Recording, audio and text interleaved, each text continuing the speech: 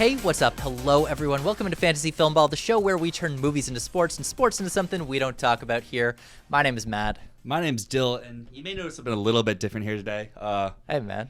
We're in person. Hi, Hey. how's it going? Nice to meet you in person, nice finally. To see you. Wow. After all this time, two years on the channel. So this is the first time we're meeting in person. Dylan is in Toronto, Canada. We are here at Film.Ca Cinemas. We're going to hit you with these special first of the year predictions. We figured, hey, I mean, we might as well make this a moment. I'm really excited for it. And I mean, like, shout out to all of you out there. We just hit 600 subscribers, so it's kind of like a mini 600 special right here. Mini. It's a weird number to have a special for. It is a weird number, but it kind of works because it's the start of a new season. We can do stuff differently. And while every episode isn't going to be like this, some of them are going to be like this. We're doing picture, director, screenplay, as well as doing the acting categories like this. So I'm super excited for it. But one other new thing that we're doing this year is for each prediction episode, you out there will have the chance to ask your questions. They can be Oscar related, they can be film related, they can ask us anything. You need help with your math homework?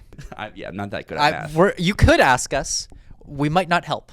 But we're going to be answering a few questions at the end of each video, so definitely drop your comments down below. Give us a like, subscribe, all that good stuff helps our channel grow, keeps you connected because we're doing so much stuff for this 2025 Oscar season. But let's just dive into Best Picture. Okay, what do you got winning? Last year, I had this problem of what should win Best Picture. I don't know. I'm not passionate about Past Lives, but everyone else is. Yeah. I felt a little bit more like, oh, I love Nolan, maybe, but I'm not doing that. This year, I had the same problem. I'm not passionate about Sing Sing. I'm not passionate about The Apprentice. I don't believe that Dune is winning. I don't believe that Blitz is winning. So I have 4 strong contenders, and none of them seem like winners to me. Maybe I'm not learning from my mistakes of last year.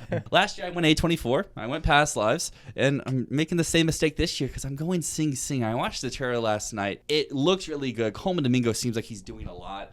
It has the potential to win SAG Ensemble, which I think SAG is stronger than PGA because I have a different movie winning PGA at the moment. I'm going Sing Sing with a package of like winning picture, winning actor, winning screenplay because I don't feel like we're going to get another sweeper 3 years in a row. I feel like we're going to take a step back, but also Sing Sing doesn't feel like the winner to me, but I know you have something different at number 1. I do. My first video, beginning of the year, I don't remember for sure. I think I had Sing Sing. And you're right. It has that sort of Past Lives enticing package where we're looking at it saying, this seems like the underdog. This seems like the little movie that we get basically every year except last year. It's Nomadland. It's Everything Ever All at Once. It's Coda, the film that it's indie, and it just wows everyone and makes its way to a Best Picture win. I do think we're going to have that this year, but I don't think it's going to be as easy as looking at Sing Sing and going, that's the one, especially because a lot of the people that we know that have seen it, even the people that are predicting it for Best Picture, even though they're predicting it for Best Picture, they still give it like a 7, 8 out of 10, right? Yeah.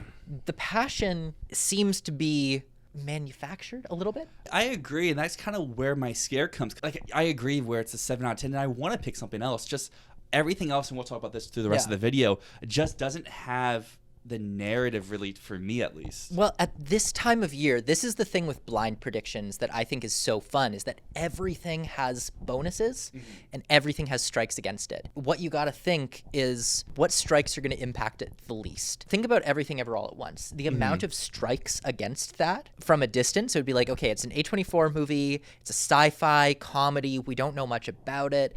At this time, we would have been like, absolutely no chance. And so what we have to look for is like films that could rise above the challenges in its way. So right now, my pick for Best Picture is The Apprentice. This is directed by Ali Abbasi. He did Holy Spider. He did Border, one of my favorite upcoming filmmakers. And this is his first English language film. It's a Donald Trump biopic, which seems a bit wild as a Best Picture pick. It does. But it's not like an aggrandizing biopic. You know, this is not the Bohemian Rhapsody of Donald Trump. This is not the Maestro of Donald Trump. It is about him as like a 20-year-old student. Actually, I think he's in his 30s in the film. Okay. And it's not so much about him as it is about his relationship with the infamous lawyer Roy Cohn, one of the sleaziest people ever. And it's not just about that, it's also about his relationship with his wife at the time, Ivana. The angle I see for The Apprentice, it's the year. This is 2024.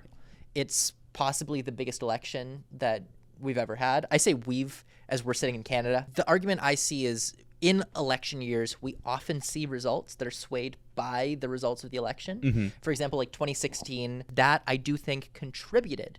It wasn't the whole reason for Moonlight winning, but I think people wanted to make a political statement. They didn't want to choose the happy-go-lucky movie of La La Land. Choosing La La Land is a message of like, nothing's wrong in the world, we're good. Someone did a really good in-depth discussion of this. Any election year you can see based on the result of the election. Do they go for like a happy-go-lucky movie? Are people feeling positive about what's going on in America right now? Or are people feeling a little bit more scared, a little bit more down, a little bit more cautious? Those real-world events do impact the Oscar results. Similarly, like 2020, I'd say that's less election. I would agree. It's more COVID, and that's why we get Nomadland. And The Apprentice, I think the statement that they could make with it is it's either if Trump wins, then The Apprentice becomes a, dear God, we're all fucked winner. And if Trump loses, it could become a, hey, fuck you. It becomes that type of winner. I definitely see that angle. I guess for me, a lot of what you're saying there kind of wants to lead me towards some other movies that don't have to involve Trump himself. It's true. And there's possibilities. And one would be Sing Sing with its subject matter there with prison reform and stuff like that, which maybe the Republican-leaning people may not be as pro for, but then the more liberal-leaning people would be a little bit more positive towards. And maybe might be less exhausting, because this is the big argument I have against The Apprentice, the thing that's making me worried for it. By the end of this year, people are going to be exhausted talking about this election cycle. In a way, yes, The Apprentice does look really promising as like a let's stick it to the guy, or like, oh God, we're all screwed right now. But at the same time, it might be exhausting to keep up with it.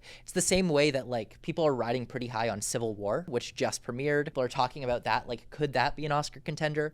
And I think my answer to that is like, people are going to be so tired of talking about the political divide that they're not going to want to go for something that explicit. I do think maybe The Apprentice can rise above that because it seems very artful. I've heard from some people who have been on the set, who worked on the film, that it's very unique in approach. The script is apparently like magnifique. Great things about the performances from those sources on the set. And so that's giving me some hope. Maybe there might be enough in the film that it serves as like a cautionary tale, but also is just informative and interesting enough to rise above. But here's another thing. It doesn't have a distributor. Who's it going to go with? Let's say The Apprentice goes to Netflix. It's their top dog. Netflix can campaign like no one else, and it could be an across-the-board type player. But if it goes to someone maybe like Universal, maybe something like Focus. MGM, which is definitely possible. This kind of feels like it should be like an Amazon type movie. It also could be like Neon, which would also kill it because Neon is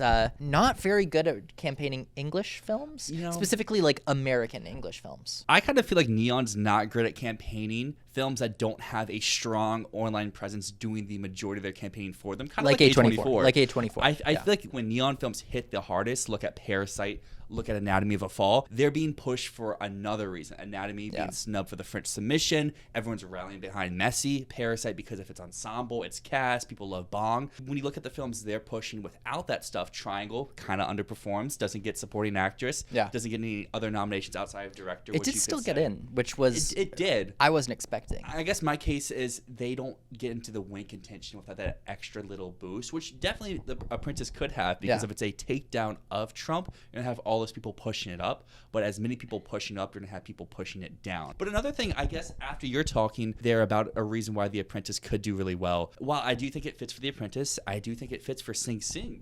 Kind of also fits for Dune. Talking about fanaticism. No, it totally does. This was something I was thinking about when seeing Dune. Dune is a film about the dangers of fanaticism and the dangers of following blindly a messianic figure. But seeing the reaction to Dune, obviously it's got incredible reviews. People love the film. However, there's already backlash. I already see people on these online spaces being like, Dune's not that good. And if we're getting that response 2 weeks after its release, imagine what it's going to be like a year from now. The other thing is I set out parameters for myself. Obviously, I have my theory. Just to recap, my theory is that other than in very exceptional years, you cannot win Best Picture as a director who has directed previous nominees. That's only been broken now 2 times since 2008, being 2014 with Birdman and 2023 with Oppenheimer. Those are the only 2 times that a director has been able to rise above the underdog. So the underdog is really the overdog, the top dog, and Dune is the definition of an overdog. I had to see specific things. I had to see unanimous praise, which we're not seeing on Metacritic. It has like a 78, 79. That's not like saying to me that people are taking it seriously, calling it Villeneuve's best film outside of like Letterboxd and Twitter. And I also wanted to see it break $1 billion. As a blockbuster, I wanted to see it do that, to feel confident that it had the populist support. So I don't see any world where Dune wins, although we'll talk about this in another category. I do think it could still win director. $1 billion is a little bit of a reach for Dune. I don't think it was ever in the cards for the type of movie it was. And if it did hit $1 billion, I think then the backlash of like what Barbie got, of what Maverick got, where it's too populist, your awards the money, that kind of comes into play. I think where it's going to end up landing 700 to 800 is kind of where we kind of need to see that's double what the first one did. It's showing exponential growth in terms of populace. And then, I mean, the initial reaction, Metacritic may be a little bit lower, but Rotten Tomatoes is super high. And Rotten Tomatoes is high on everything. That's true. For like Dune, I think its case would be the majority of people thinking it's Villeneuve's best. Yeah. Majority of people thinking it's an improvement on the first. Well, I don't agree with that personally. A lot of people do think that. It's just, are those people voters? If Dune is potentially winning an above the line category, if it happens to get an actor or 2 in, if it's getting screenplay, if it's winning a bunch of text, sure, it can win picture. But if you're not predicting at least director, I don't think you can have it winning picture at this moment. I would just say it's a reach no matter what, even if you do have it in director, because I do personally have it winning director right now. Because what we see in director year in, year out, they have sort of that sense of scale to them. Even Power of the Dog, Nomadland, those are not big films. The scale is big in those films. They have a lot of landscapes.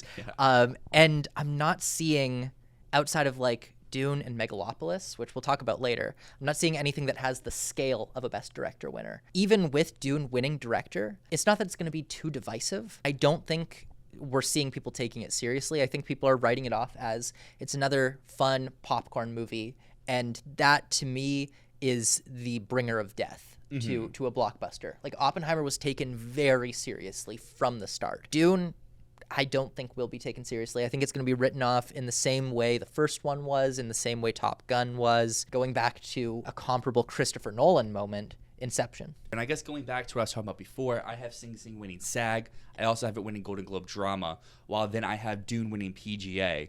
So, like, there is a little bit. I don't think this year's going to be another where the same film sweeps award season. It's getting every one of the big awards. I think it's going to be another one of those years where, like, each body kind of goes a little bit different. And with that same thought, the next film I want to talk about here is Blitz, which I think will take BAFTA at this moment. And I feel like there's a lot going into Blitz. I think this could either be the next Kills of the Flower Moon, the next Fabelmans, it could be. The next Irishman, this movie that everyone thinks is winning picture. It's getting 10 plus nominations.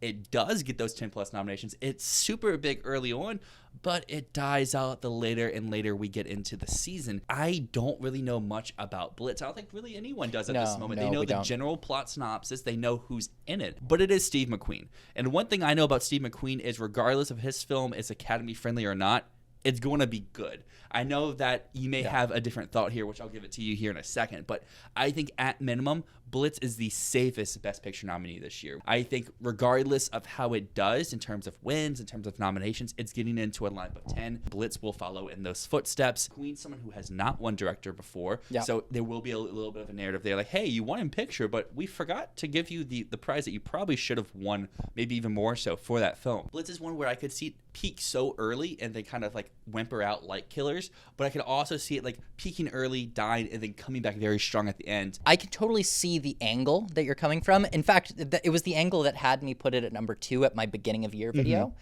But I've heard quite a few things about Blitz at this point that's making me a little teeny bit nervous about it. Yeah. Which, for one thing, last year, one of the first things we heard about Blitz, it was the Cannes Film Festival, and Steve McQueen was there with Occupied City, and he was talking with the head of the festival, Terry Frommeau. They were saying, we can't wait to have Blitz here next year. Recent reports have said that Blitz is not doing Cannes.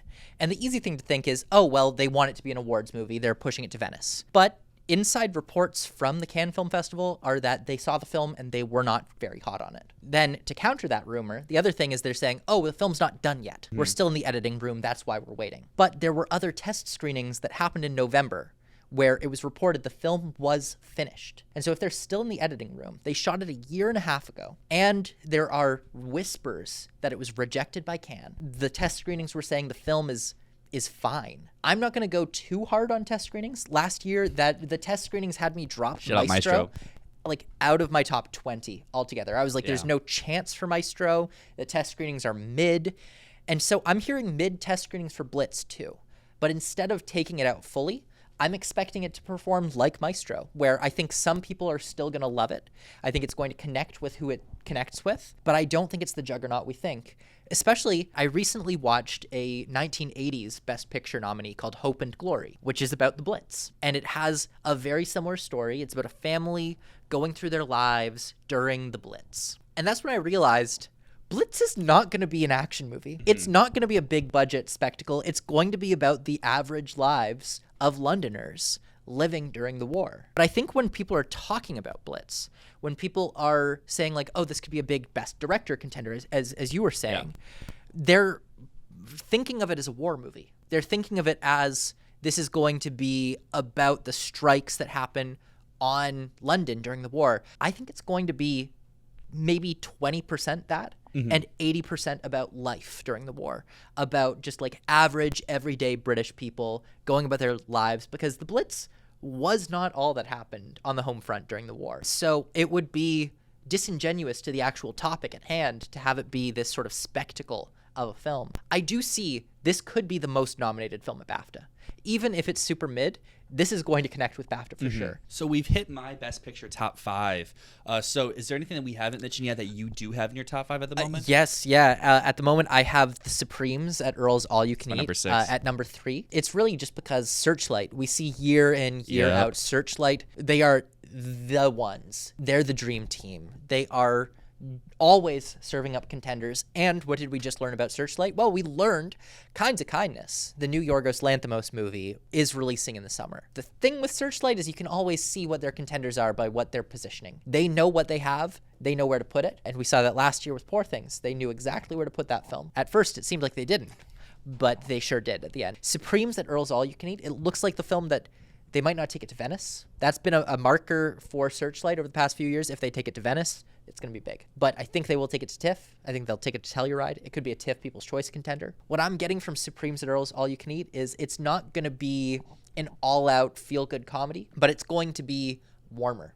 It's going to be a little bit of an easier watch. It's a drama with some lighter elements, sort of like how Coda was a few years ago, where Coda was not a comedy, but it was a lighter drama. And that's what I think Supremes is going to be. It's a strong contender for screenplay. And also, here's the other thing. There are not many contenders this year that are directed by women. And we are going to see every year, without fail, there will be films directed by women in the top 10. This is one of the easy ones. This is one of the biggest contenders that we can see from this far out. You know, Searchlight's got it. They don't seem to have anything else unless they pick up something like The Apprentice, like Megalopolis, any of those films that are sort of floating without distributors right now. That would be my next point, is there's nothing else really that Searchlight has you can make the case for. And I do agree, the Venice stat has been very strong for Searchlight. But Searchlight... Except Jojo Rabbit. Yeah, exactly.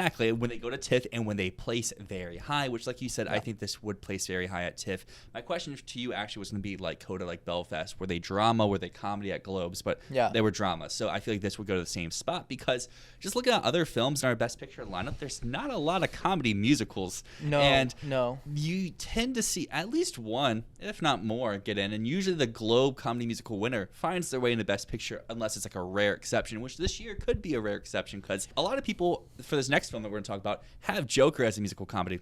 It's not a musical comedy. Well, all the reports say it has musical elements, but it's not a musical. It's going to be a musical, but the Globes, they don't go with, like, they need it to be also funny now. Yeah. Like, 2018, they disqualified A Star Is Born, which was an actual musical. They were like, it's not musical enough. Joker's out. But that said, I think there is a really compelling argument for Joker. The fact that they're doing something new, something fresh.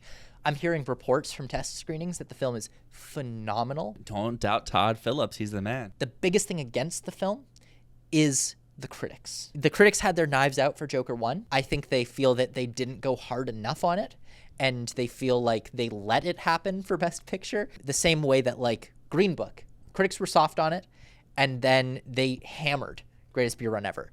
Or with Jojo Rabbit versus Next Goal Wins, they hammered Next Goal Wins. It's possible they crushed this one. They could, but I think the difference there is I don't think Joker 2 is Beer Run, is Next Goal Wins. I think this is going to be a lot better of a movie, and I think even though some critics will come with their knives out, will come for the takedown, other critics will be like, this is the greatest thing in the world. Just because of how different it is, how creative it is, and the sensibilities that it appeals to. I think this could do a 180. Everyone who loved the first movie could not like this one, but a lot of people who didn't like the first movie could adore this one. I think if this does end up going comedy musical, this could make a strong shot to be Best Picture number 2, number 3. I could see that, yeah. But if it's in the drama category where I currently think it would be, I think it has a little bit of a harder route because it's not going to be picking up some of those prizes. A big strength and weakness for Joker is that the original audience of the film is not going to vibe with it. The first film really appealed to a certain online audience, and that was why there was a lot of pushback against the movie, because people were like, is this pandering to incels? It was not pandering,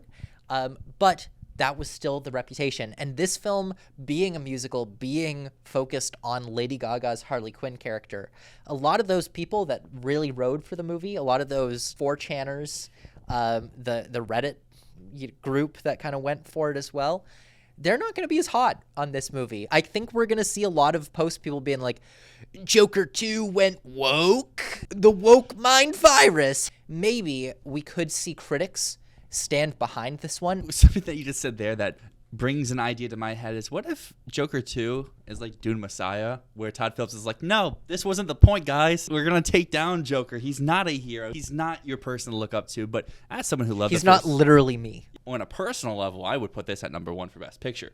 But interesting. But I don't believe that's going to be the wide case, because Yeah, I think it's gonna be everything polarizing no matter that what. it's not doing all this the first time around. But I could see this performing just equally as well. We always talk about sequels taking a step down. I could see Joker 2 go up a step and add nominations. I could. Problem it's going to have is people taking it seriously. And this next movie I want to talk about is one no one's going to take serious, but the point of these early Oscar predictions are to do bold things or to do different things. And I currently have a movie getting 8 nominations, getting 2 wins. You look back to this time last year, no one's believing in Barbie. But what did Barbie do? It subverted expectations. It connected with general audiences. It had something to say, and it did it in an interesting way.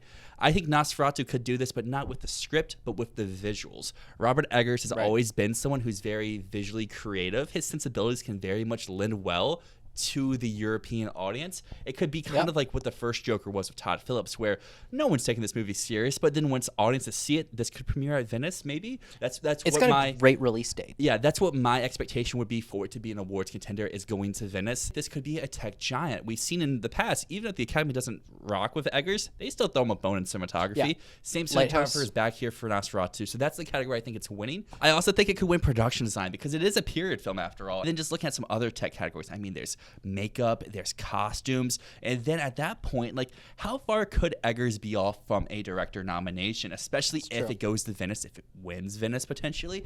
This could be a film that just subverts all the expectations. I know it's horror, but like the Academy has shown with like Get Out and stuff, they will do it if it comes to them. And I don't think Nosferatu is going to be a straight up horror. I think it's going to have more to it. And I say this as you'd be like, oh, you're just an Eggers fanboy. I don't really like Robert Eggers. I thought Northman was really boring. I didn't really like The Witch. I like Lighthouse. But, good. The other That's all I care about. Yeah, the other two I weren't big fans of, so this isn't even me like hope dictating. This is more of me like trying to see something that maybe other people aren't seeing. Focus behind this. I know a lot of people talking about Conclave being Focus's push, but I don't know. Conclave is just giving me like director number 2 sucky movie. Yeah. As we've seen a lot recently, where a director's first movie is a surprise to get in. And it gets in, think of Emerald Fennell, think of Florian Zeller. And then their next film comes out. It has this perfect awards release date, has a big cast, has a great subject matter, and then it just doesn't do anything. Its release date is good. It's not the exact same like week as some of the previous Focus movies, but it's within the same month. And Nosferatu has that Christmas release day. And I mean, going back to this Venice comparison, it's kind of like what Poor Things had too. And I'm not saying Nosferatu is Poor Things, but I could see it having a similar avenue where everyone's doubting it, but then it premieres like, oh my gosh, this is so great. It's from a director we haven't had a chance to really love, but we're going to love this time around. In my first video, I did have Nosferatu in my top 10. Currently, this is the first film we're talking about that I don't have in my top 10. I would have this at my number 13. I do have Conclave in, and I'll talk about that in a moment. But with Nosferatu, the thing that you're saying that I do think is really compelling is this is a horror movie. They could have slotted it in October. In fact, it would be a better financial decision to put it in October. Why is it in December? Well, maybe they have something more there. I have it definitely in some of those craft categories because the thing with Robert Eggers is he puts so much effort and care into making it period accurate. He makes films that are deeply serious. You know, they're not goofy films. They are historically grounded. And so with Nosferatu, I think what we're going to see is not just a horror movie. We're going to see something a bit more elevated, but we're also going to see something cold.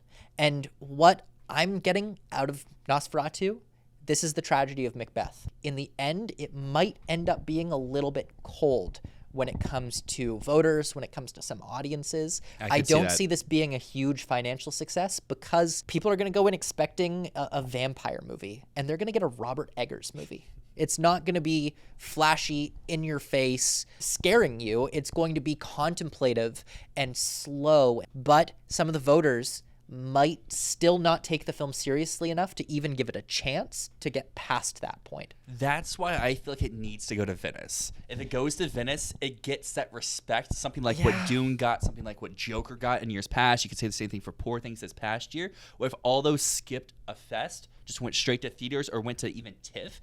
I don't think they would be taken as serious as they were because they went to Venice. Venice films don't premiere on Christmas time. The last one I can think of that did Venice, and then maybe I'm wrong about this, but La La Land comes to mind. That had a Christmas release. That made sense for a Christmas release, and it went to Venice. Focus Features, last year they did a November release for The Holdovers. They did an October release for Tar. I think that they're going to skip Venice with Nosferatu, just debut it in theaters, maybe do like an AFI Fest premiere, and I think they're going to put Conclave in Venice. Yes, it could be the follow-up flop that we've seen time in, time out with, like you said, Florian Zeller, Emerald Fennell, Noah Baumbach with White Noise, Taika Waititi.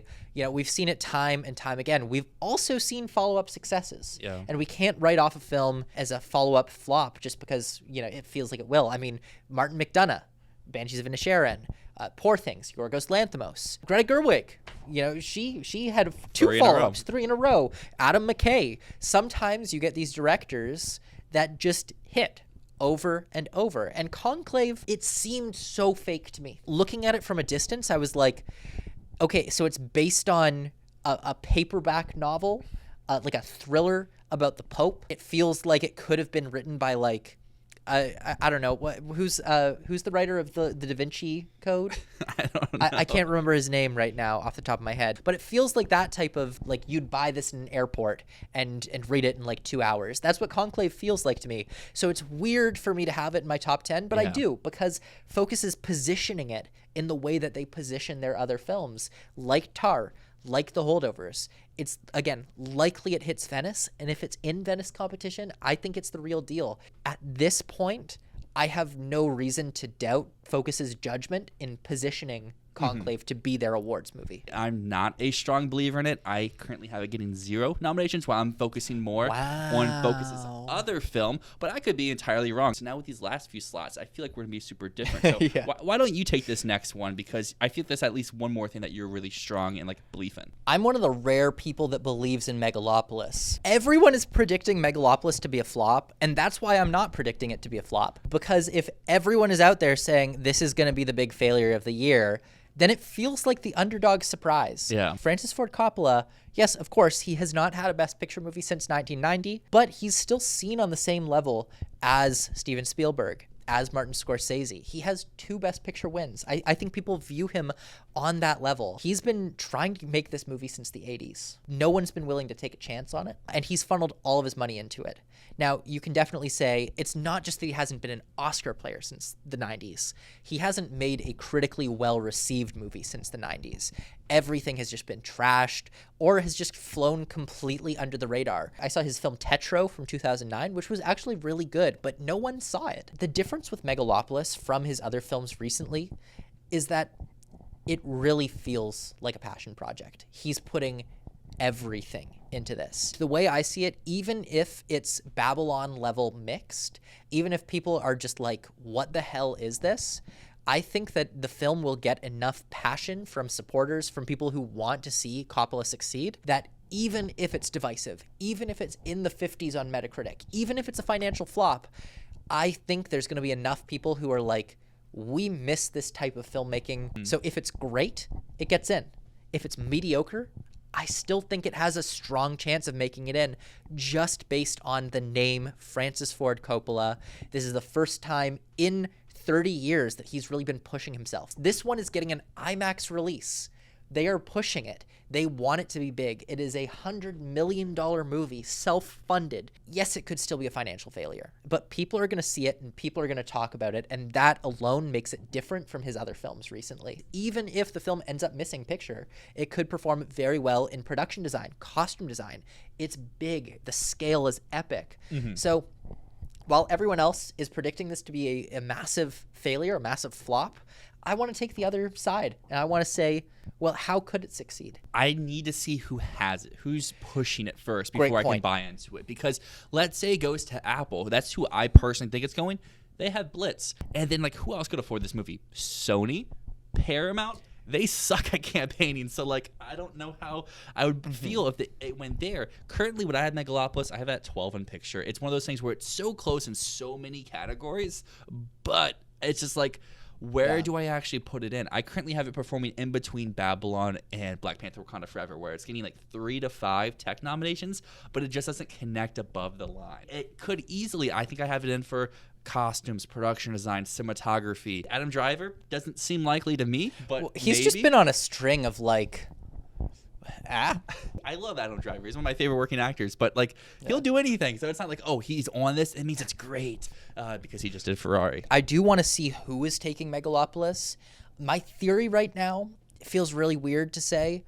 I think it could be going with Netflix because if it has an IMAX deal, there's no way it doesn't have a distributor. And the only reason they'd be keeping a distributor secret is if they wanted to be in Cannes competition. That's what we saw last year with May, December. We were saying before Cannes, why does this film not have a distributor? And I was like, what if it's Netflix and they're just hiding it so that they can play in Cannes competition?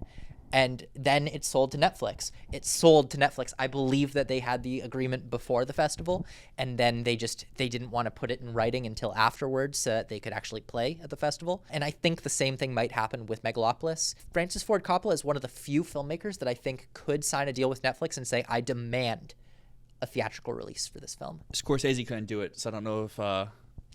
The Irishman did get a theatrical release. It got the typical Netflix theatrical where, because at least where I'm from, we have a theater that shows Netflix movies, but it didn't go to any other theaters where, like... Fair enough. It didn't get the Glass Onion treatment. Yeah, it didn't get that. And the only reason it got that is because they were testing something out, and they immediately backed and said, we're never doing this again. So, like, I don't know. That's why I feel like it would be Apple or it would have to be Sony or Paramount who has the money to fund it. Theory here. What if the only theaters it's in are IMAX theaters? So this next film kind of segues pretty well. It's a film without distribution currently. And this director's previous few films have gone to MGM. His one Oscar contender did not. Yeah. But I think it goes to the subject matter of the movies because you had a cannibal movie. You had a horror dance film. And that's Luca Guadagnino with his new film, Queer. It's written by the same guy who did Challengers, who, funny enough, is the husband from Past Lives. Maybe this is some bit of hope dictating, but Daniel Craig just feels like one of those actors who feels like he should have something at this point. What for? Like, what has Daniel Craig done at this point that's, like, Oscar-worthy? I could point to some stuff, but at the same time, those films didn't have overwhelmingly huge Oscar presence. He just feels like a very respected actor out there. He's doing a different type of role with this film. It could be a nice little package of, directing, screenplay, acting, and I did this last year, I did the year before. I like to look at studios because I don't want to throw 3 Warner Brother movies in because I could easily do that. It's another Warner Brothers film. I feel it could be a big thing, but they already have 2. They don't have room for a third one, and it's not Furiosa as a third one. So like I just don't want to overload on studios, but I also know studios who get in consistently. And MGM is one of those where they get recently. Yes, recently. But we've seen the Oscars were changing. We got to look at recently. We can't go 10 years back for some stuff because the makeup is so different. I feel like it has a potential package. Its package looks bigger than what Nickel Boys could have, but it's something I'm willing to like reach down just to be a little bit different. I'm not confident in Queer at all. To your point about MGM, Amazon, I do not think this film is going to end up with Amazon MGM. That's completely fair. The reason being, Suspiria, produced by Amazon MGM. Bones and All was produced by them. Challengers was produced by them. Queer does not have distribution at this point. It was not produced by them. If they didn't take it then, I don't know if they're going to buy it now. Yeah, that's right. Fair. So I could see this go to like Netflix. I could see this go to Sony for all we know. This just feels like the quintessential like Letterboxd wants this to happen, and then it just kind of fizzles out. I've heard reports from people who have read the script. I've been desperately trying to find the screenplay. If you have found the screenplay for Queer written by Justin Kuritzkis, please send it to me. I hear it's floating around out there. Yeah. I can't find it. But I've heard that the script is mixed. I've heard very mixed reactions to the screenplay, which I believe. I read Challengers and I wasn't overly impressed by it. I don't think I'm going to be overly impressed by Queer either. Yes, Daniel Craig, I think he could have a breakout moment. I don't think it would be big enough to propel a film into picture. And Luca Guadagnino just feels like the type of filmmaker where he got in one time. I don't think he's ever going to again. I don't think he needs to. I don't think it's what he cares about. It's not what he's focused on. He is just making movies for him. And Queer specifically doesn't sound very Academy friendly. And I know that Academy friendly is changing. That's something that is very fluid. But this sounds honestly a little close to a Sean Baker movie. And you know what does happen with Amazon MGM? Every year, they get in by the skin of their teeth. Licorice Pizza, 3 nominations. Women Talking, 2 nominations. American Fiction surprised us with 5 nominations, but it looked like it was going to get 3. The whole time, the argument against American Fiction is what's its package.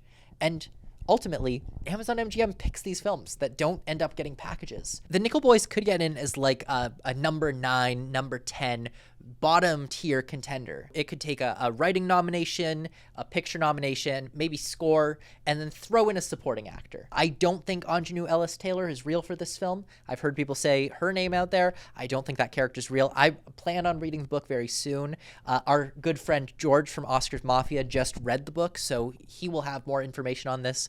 But it's possible that we could see Ethan Harris, who plays the lead role. I love being on the lookout for what I call elevated Oscar bait. This is why we were looking at The Zone of Interest last year. It's a story that feels right for the Oscars. It feels like it's relevant, it's timely, but then you give it to a director who has a fresh take. Someone who's an auteur with a capital A. Ramel Ross, who's doing The Nickel Boys, he has only directed documentaries till now, but Hale County this evening is one of the most fascinating artsy documentaries that I've seen in recent years. It has a distinct voice. He feels like the type of guy that's going to be making this elevated Oscar bait that we see year in, year out. I just want to see what it really has to present because I just have this weird thing with people who transition over from documentaries to film. It doesn't always click on the first time around, and I feel like that might be something here, not to like ill will anything, just a little concern for going into for a prediction here for Best Picture. The difference is this is not Jimmy Chin and Elizabeth Chai Vasarhelyi for Naiad. They were making like adventure documentaries, right? Ramel Ross does like personal essay, like on the fly as it happens, very poetic documentaries. I think his style's going to fit with fiction. Okay. It's not also like Kitty Green, which is another example, who did Casting John Bonet and then did The Assistant, which The Assistant was an art film. And The Nickel Boys could very well be an art film, but it is still elevated Oscar bait. It's based on a Pulitzer Prize winning book. That said, that's not always a gold ticket to the Oscars. We saw it with Goldfinch. This could very well be the Goldfinch, but I think Ramel Ross is a more interesting filmmaker than John Crowley was when he did the Goldfinch. I guess we haven't really talked Netflix yet. They always get something in. It's just what are they getting in? Because this year looks like they have nothing. Currently, I am caving. I'm doing the only film that we know Netflix has in contention, that being The Piano Lesson. You can look at other August Wilson adaptations. The reason why I have Piano Lesson in picture currently is because we don't often see people win acting without being in picture. Yes, it happens from time to time, but usually if they're winning a lead prize, think of Chastain in Eyes of Tammy Faye, which was in the year 10, that film also won makeup and hairstyling, a stat that goes very well with acting prizes. Piano Lesson is not looking like it's going to be a makeup and hairstyling contender, but it could be a script thing. Samuel L. Jackson, a lot of people have him at number 1. I don't know if I fully buy that at the moment, but I get the angle, the narrative angle. Great narrative. There's always usually at least one narrative win every year, and by far, he looks like the most likely one this year. Looking at each category, it could be kind of like a coda package. It's supporting actor, screenplay, picture. Obviously, I don't think there's a winning picture and screenplay, but like it gets in with like 3 nominations, but it wins the one that everyone's clamoring for. And that one win, especially someone like Samuel L. Jackson, who could be a great campaigner, can elevate the film up. But I hear all the negative stuff going with it. This is just a Washington project. It's Denzel's son starring, Denzel's son directing. Maybe A, could be a creative new voice, but B, could also be got the job because of his dad. We don't really know. I'm very excited to see. I've liked all the August Wilson film adaptations, but the Academy has shown they're not guaranteed for picture or screenplay every time. And like, this could be a solo supporting actor nomination. This could be a nothing film, or this could be a 3+ nomination movie. It really just depends on how hard does Netflix campaign it. I feel like Netflix is a great campaigner. They always get one in, and just for a lack of other Netflix films, I have this in. But as soon as Netflix buys whether it's Megalopolis, The Apprentice, or whatever, I'll boot this one out, move that one up, and this one will still kind of be in that screenplay and supporting actor races. So I don't have any Netflix movies in my top 10, which seems dumb because every year Netflix gets something in. But here's my argument for why this is the year Netflix misses. We have heard from recent reports. So recently, I can't remember his name, but the head of film at Netflix was ousted. And he was the one who was fighting to do theatrical releases. Ted Sarandos, the CEO of Netflix, did not care about theatrical releases. He did not want Glass Onion in theaters. He did not want The Irishman in theaters. He did not want any of those films in theaters. He wants it exclusively on Netflix. And the head of film was really pushing for that.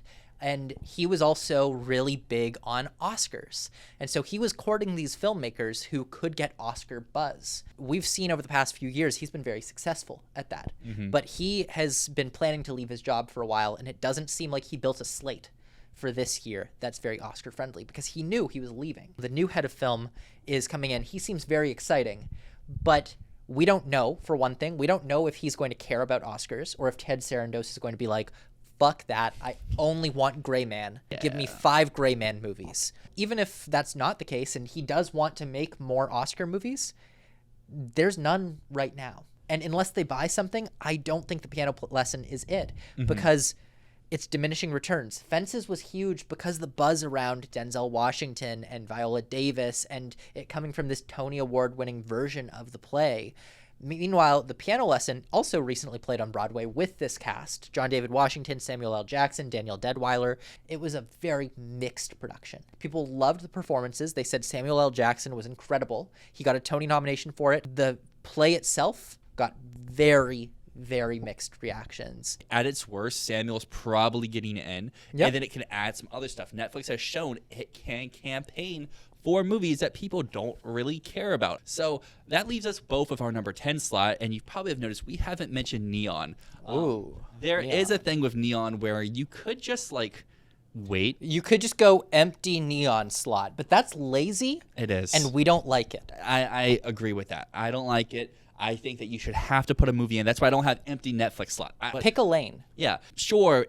Neon has a history of getting their films from something that they have just acquired at a can. But this year, they're heading into Cannes with 3 films. So I feel like it's more fun to pick one of these 3 films. So which one are you going with? I'm going with Emmanuelle. Yes, Neon often buys their contender at Cannes, but they've had the Palme d'Or for 4 years now. They had Parasite, they had Titan, they had Triangle, and they had Anatomy of a Fall. They bought Titan, they bought Triangle, they bought Anatomy of a Fall. They came in with Parasite. That said, very worth mentioning, Cannes this year looks really thin. There are early reports saying this is not going to be a big year for the Cannes Film Festival. We're not going into it with like Zone of Interest and films like that coming. The likely Palme winner is Emmanuelle.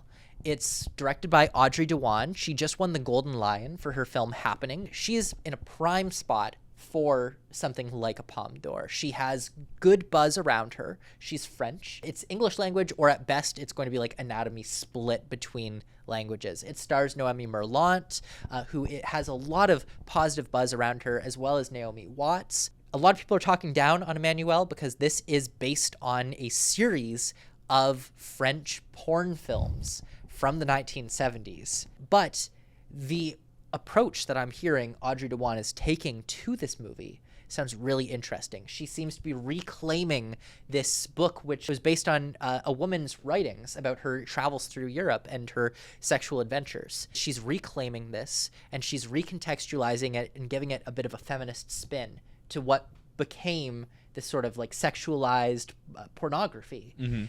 To me, there is a really compelling case for this. And again, I want to look at what women are directing films that seem prestige, that seem like they could be big Best Picture players, that seem like they could be saying something really interesting. And right now, yes, this could be like our prediction for La Chimera last year, where we were like, oh, this is going to be Neon's big contender. They're going to bring it to Cannes. It's going to win prizes. It's very possible that Emmanuelle gets replaced with something else.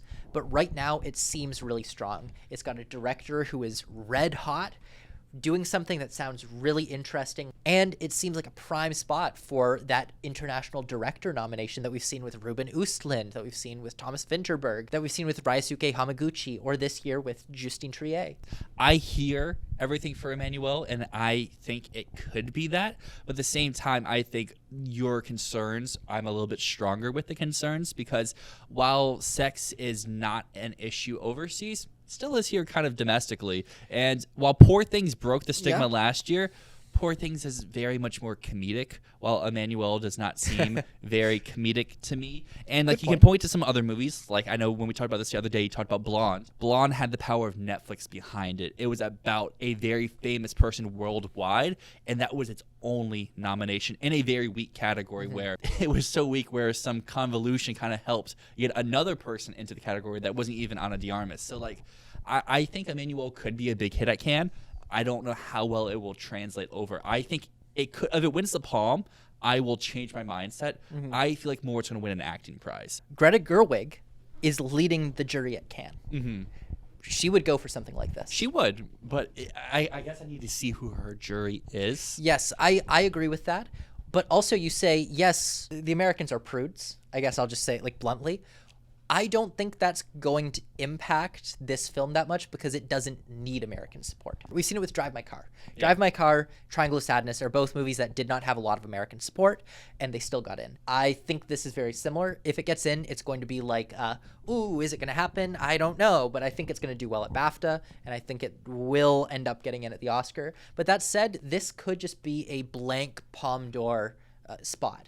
Because barring something like super artsy, super avant-garde winning the Palme, I'm going to put the Palme d'Or win. I probably will do that as well. I don't know what to even predict for the Palme because we don't even have the lineup yet. So, subscribe. Matt will do a video about it because Matt's going to be there. Oh, yeah. I'm going to go to Cannes this year. So, he'll have the scoop for everything like that. But, Anora is a Neon film. I don't believe in this at all. Sean Baker's never going to make an Oscar movie. It's like what we just talked about, I guess, with Luca and talked about with Yorgos. If they get on the wavelength, sure, but he's never going to try to make one, and this does not seem like the one at the moment. So that leaves the third film, the one I'm going to go with, which I felt really creative for having back in like January. And then everyone has it. But yeah, I went on Brother Bros app, and like everyone has this movie, and that is The End by Joshua Oppenheimer. It kind of fits the creative, weird stuff that could connect, especially with a Cannes audience, especially with an international push. It has English-speaking actors in the film, which will also help it connect, just like Emmanuelle. I think that's a big thing for a film that's not an across-the-board type contender in the international branch, and because I think for the case for whatever wins Cannes this year, unless it's going to be a giant film, it's going to end up being more like Triangle, where it's not going to be like Drive My Car and hit at the trifecta. It's going to be like, it just happens to get in at the end of the day just because of it is the international push, and it's not because it's this big, strong film like Anatomy, like Zone. Currently, I think I have the end getting in for picture, director, and screenplay. So it's getting the triangle package. Original screenplay is very, very weak this year. And while I am not over the moon for the end's Oscar chances, name me 6 movies stronger in original screenplay to have this below. Oh, we'll talk about that soon. and it's not looking good. It's very hard. I'm looking at the end too. It's my number 11 right now. I think it's really possible. Because it's just a fascinating subject matter, and it has that sort of oddball sensibility. It's a musical set in the post-apocalypse, in a bunker with a bunch of rich people. It sounds really cool. The filmmaker's really interesting.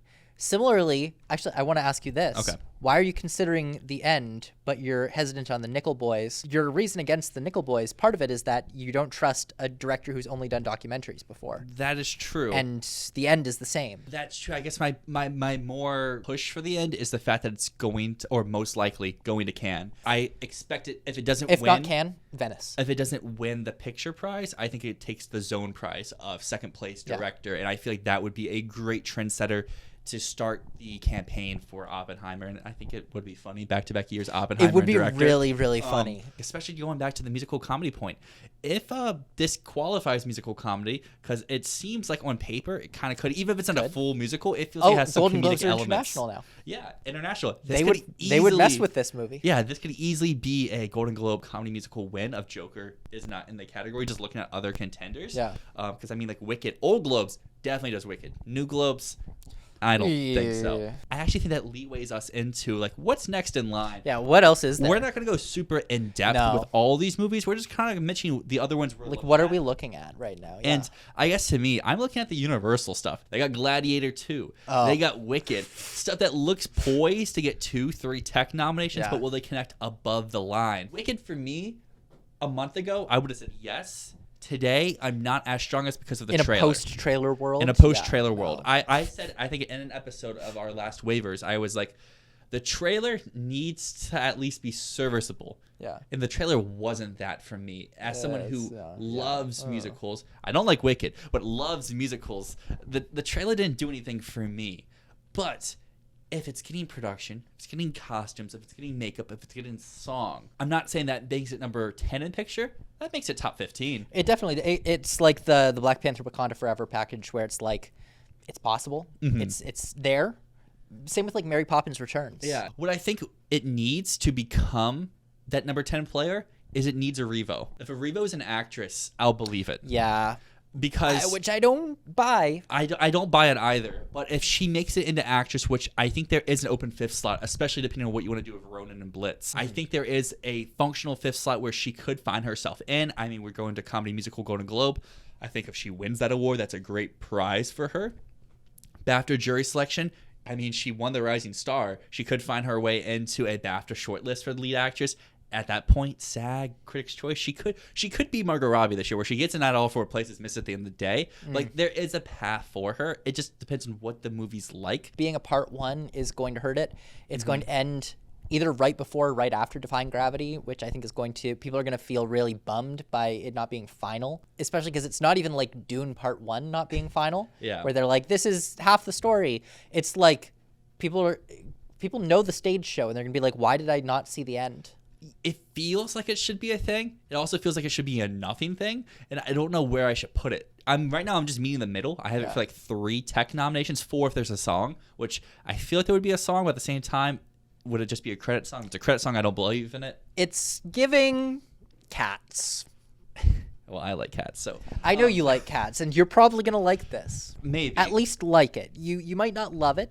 What I always say with Wicked is like the music's great. Everything else, I'm like, I don't like the music in Wicked. So what? You don't like Defying Gravity? Nope, I do not. You don't like Defying Gravity? I do not. I think Wicked's the most boring show I've ever seen. That is a seminal song, though. Defying Gravity for good? Come on, man. Well, come on. The other Universal movie I have a little bit more faith in right now is Gladiator 2. Because Ridley Scott just showed he can make a movie no one cares about, and it was probably number 13 or number 12 in Best Picture. So if he makes a movie people care about, a sequel to a Best Picture winner that could get some tech love, that could get some acting love, I'm looking at Denzel Washington, maybe it could get some picture love. My issue, though, is 3 sequels in Best Picture. I don't know if I buy that. And the case for Gladiator to make Best Picture is either Joker 2 flops or Dune Part 2 just has no Academy traction. I don't believe in either of those things, so I can't put Gladiator in good faith. Production design, costume design, sound, all seem very strong. At that point, maybe editing, maybe Denzel. You're kind of close to a picture package. Universal is a good campaigner. We just saw Oppenheimer, Fabelmans. They usually have a dog in the race. It's just, does their dog make it in? Or maybe Universal just buys The Apprentice, and that's currently where I'm at with The Apprentice. Or Megalopolis. Or Megalopolis. Maybe that's probably a better I think way to go. That would be a really good one for Universal to get. There is a untitled Universal event film for the end of November. Oh, shit. Maybe. Is that Megalopolis? Megalopolis. Is that Megalopolis? The thing with Gladiator 2 is it's not giving that it's like a sequel that needs to exist. It doesn't feel like a film that is going to do a whole lot new. Yeah. You know what Gladiator 2 feels like to me? It feels like Ridley Scott looked at Blade Runner 2049 and said, well, someone's going to fucking make Gladiator 2, and it should be me. I think he regrets not making Blade Runner 2049. And I think he doesn't want to miss the opportunity again. Ridley Scott, I mean, he's someone like Coppola who I think people want to reward. They just don't have the chance to. The difference is they do have a chance to every single year. The abundance doesn't help him. But this year, he only has one movie. With Ridley Scott, I feel like there's a burnout that people feel with it. Like, they're kind of just like, Yeah, that's definitely true. And I guess to circle back to Gladiator's nominations before we move on to our final few films that we're going to mention today is I have a few of these. Megalopolis and now Gladiator 2 and I guess Wicked, where I have 3 non-Best Picture films getting 3 to 5 tech nominations, which doesn't feel right. But there's other Oscar contenders out there that we don't have in picture that are non-tech players because one of them people have seen, I haven't seen, but it's Didi out of Sundance. Yeah. Audience prize winner. Usually that is a good sign. If you don't win that, you're usually dead. I'm looking at the other Sundance film. I forgot what it's called. The one with the guy from Succession. A good something. Oh, A Real Pain. A Real Pain. Yeah, I don't believe in that at all. I don't believe in it The fact either. that it didn't win audience prize killed it for me because you don't usually get 2 Sundance movies. It's usually 1. A Real Pain, to me, feels like people being like, well, I love Succession, and Kieran Culkin should be in an Oscar contender, so let's make it happen. And it feels fake. This happens every time someone's like huge in like an Emmy-winning performance, and suddenly everyone just clamors around it going like, this is Oscars. And it never is. So I don't have any faith in A Real Pain. Didi, I was looking at, because I too was looking at Focus Features being like, it feels like Conclave is fake. Nosferatu feels like Tragedy of Macbeth. What do they have? They have the small indie that could, Didi. And then they were like, let's do it in July. And then Conclave in October. And I was like, well, now I feel like my hand is forced. I feel like I have to go with Conclave over Didi. But I would actually say there is a strong angle for Didi to come out in the summertime, be the indie darling of the summer. Although Sing Sing is also going to be the indie darling of the summer, which also hurts it. But Didi has a great angle for supporting actress. I've heard Joan Chen like made people weep at Sundance. The script, it's in original screenplay, which is a very weak category right now. And it seems like the type of movie that's going to capture people's hearts. But that said, there has to be a reason why everyone who's seen it said, oh my God, I loved that movie. It was amazing.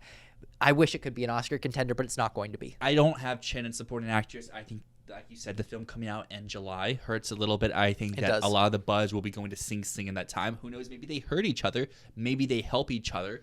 But I think if anything, Didi won't do anything to Sing Sing, but Sing Sing will definitely pull from Didi. Also, the buzz on this doesn't seem nearly as high as Past Lives last year, and Past Lives got by the skin of its teeth at the end of the day. The other films, I guess, just to mention, because I don't buy these ones at all. Furiosa, I am being bold currently, and I have this as a 0 nomination film. Not even sound. Wow. I think the fact that Warner has 2 other tech-heavy movies, they won't pay this film the mind of day. But this is more likely in sound than at least Joker. I mean, if Joker has the musical elements, the surreal musical elements, I think that could be a possible angle for it.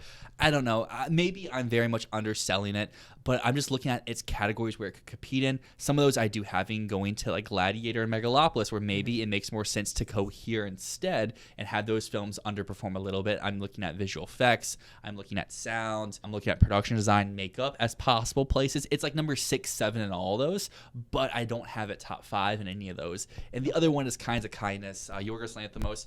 At best, this is The Lobster. Solo screenplay. Original is really weak this year, but it's July. I feel like the buzz for this will kind of die out. And if anything, by the time we get to Oscar season, they're starting the campaign for his next film with Emma Stone coming out the following year. They're positioning it exactly the same way as The French Dispatch. It was an anthology movie that just kind of just went nowhere. And people were really high on it. I expect when Kinds of Kindness comes out, when it plays Cannes, I think people are going to be like, oh my God, this is amazing. Yeah. But I just don't think it's the type of movie, especially being an anthology, it's not going to really land with the Academy. Other things that are worth a mention is Maria. If you think Angelina Jolie is a actress winner, that's in the conversation. It's possible.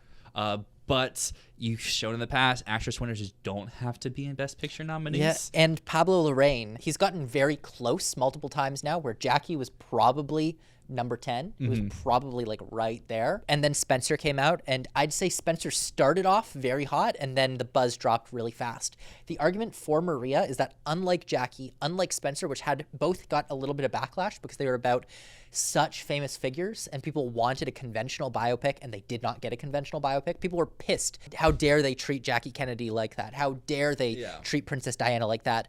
Maria's not going to get that same hit against it because people don't really know Maria Callas. You know what the film needs? It needs Netflix. It does. Netflix picking up could really help it, and it doesn't have a distributor right now. Because if it goes Netflix, they are great at acting nominations. Netflix, Universal, Searchlight, I think could all be really good for this film. Other little ones to mention, Juror number 2. If it wasn't Warner Brothers, I'd believe it a little bit. Who am I right now? I'm Clint Eastwood. I'm phoning it in. Well, yeah, that's true. His last few films have not been it, but this one has an interesting premise where the last few did not have that. The Mule does not sound like an Oscar movie at all. Cry Macho sounded really boring. Juror number 2 at least has an intriguing tagline to it. It does. It has some interesting cast members where those last 2 films were Clint Eastwood showcases. This seems a little bit different, but at the same time, it is Clint Eastwood. It is Warner Brothers. It's probably their 4th contender after Furiosa. So, like, how much can Warner Brothers dominate? We saw this last year. They only had one movie. Part of that was due to a delay, but the other 2 movies did absolutely nothing. What about Horizon?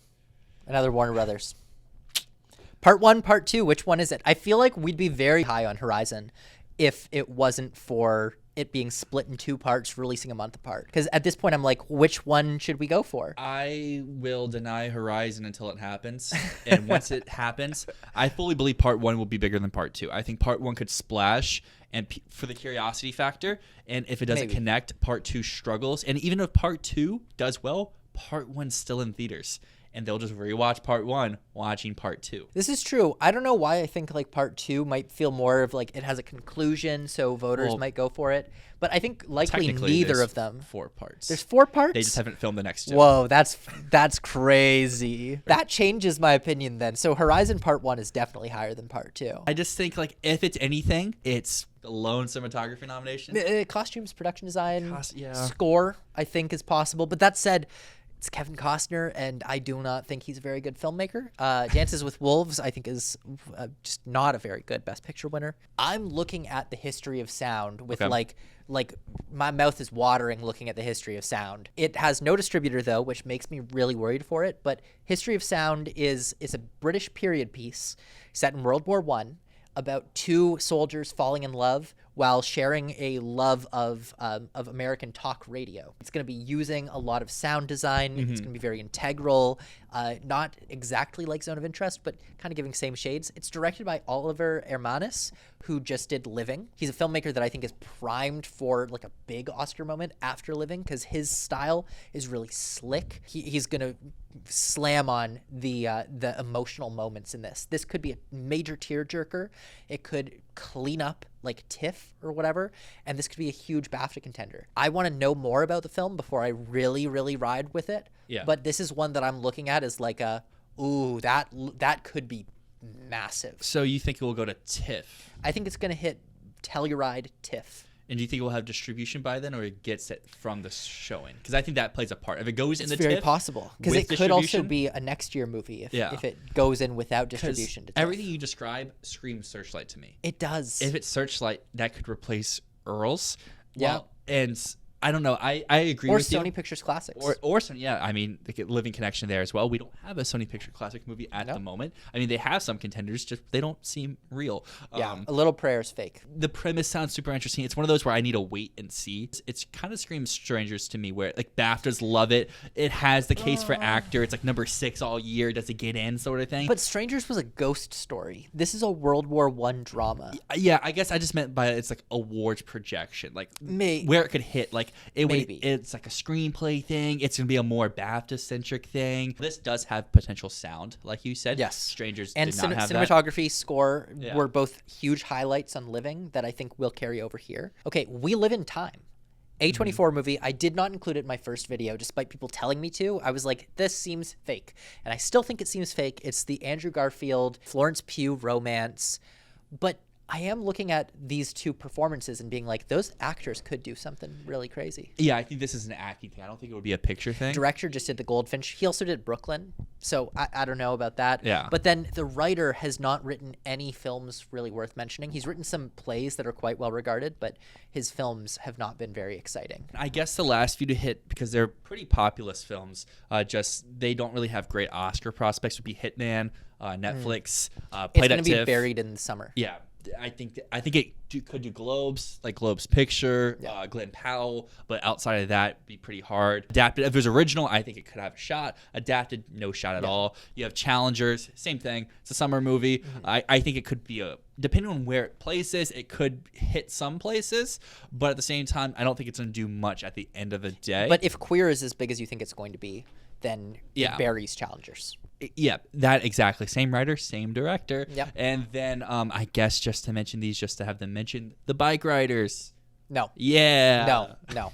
No. The buzz is toxic for that. And I guess the final movie to mention here is one that I'm very high on. I don't think this is a picture player at all, but I think it's worth mentioning in the off chance it does become one, because I think this is playing at Cannes, not a competition, but just playing there like Top Gun Maverick, and that would be Twisters. We just saw Mission Impossible Dead Reckoning get into sound, get into visual effects. This one could maybe even add like cinematography, maybe. I don't know. That may be too much of a stretch. I think that's a stretch. But like this just feels like that populist film that gets multiple Oscars that isn't a picture thing, but it hits like below the line. But it looks good. It looks fun. I think it's a sound contender for sure. Last thing I'm going to mention, The Way of the Wind. Terrence Malick, if it comes out, maybe. I don't know. I don't think so. And the other is Robert Zemeckis has a very interesting project called Here, being distributed by Sony. And the whole premise of that one is that they're in one room and they're using like deep fake technology to de-age and age up the characters to like show time passing in this one room. Very interesting concept. But it's Robert Zemeckis, who has not had a good track record lately. Well, that's going to bring us to the end of this very first predictions episode for the 2025 season.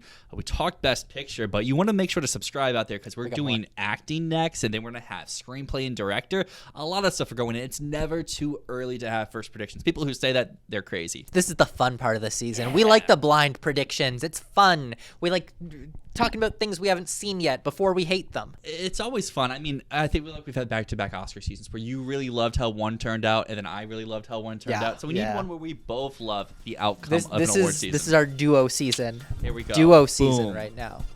Anyways, thank you so much for watching. As always, my name's Matt. My name's Dyl, and this is Fantasy Filmball.